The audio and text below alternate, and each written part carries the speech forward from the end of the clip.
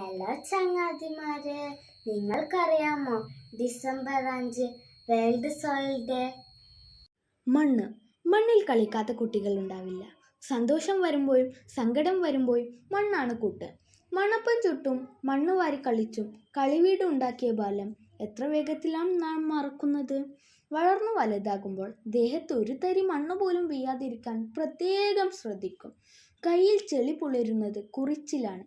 എന്നാൽ കയ്യിൽ കിട്ടിയത് എന്തും ഉപയോഗശേഷം മണ്ണിലേക്ക് കുഴിച്ചു മൂടുന്നത്. ഇങ്ങനെ അവഗണിക്കേണ്ടതാണോ മണ്ണ്? ഡിസംബർ 5 അന്താരാഷ്ട്ര മണ്ണ് ദിനം.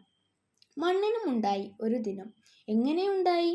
തായ്ലൻഡിലെ രാജകൊട്ടാരത്തിലെ മട്ടുപ്പാവിൽ നിന്നും വയലിലെ ചേറിലേക്ക് ഇറങ്ങിയ മണ്ണിനെ അത്രയധികം ഇഷ്ടപ്പെട്ട് അതിൻ്റെ പ്രാധാന്യം ലോകത്തോട് വിളിച്ചു പറഞ്ഞുകൊണ്ട് ജീവിച്ച ഒരു രാജാവുണ്ടായിരുന്നു. തായ്ലൻഡിലെ ഭൂമി ഇപ്പോൾ അതുല്യ തേജ്. സ്വന്തം പേര് പോലെ തന്നെ മണ്ണിനെ സ്നേഹിച്ചയാൾ. അതുല്യ തേജിൻ്റെ ജന്മദിനമാണ് ഐക്യരാഷ്ട്ര സംഘടന ലോക മണ്ണ് ദിനമായി ആചരിക്കുന്നത്. 2002 മുതലാണ് ലോക മണ്ണ് ദിനം ആചരിച്ചു തുടങ്ങിയത്.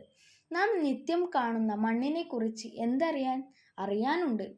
ഒരു മനുഷ്യ ആയുസ്സിൽ പുനരുൽപ്പാദിക്കാൻ കഴിയാത്ത പ്രകൃതി വിഭവമാണ് മണ്ണ്.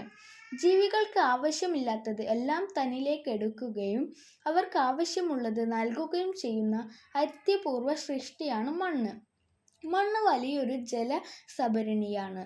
നാം നിൽക്കുന്നത് ചോർന്നു പോയാൽ എന്താകും ഫലം?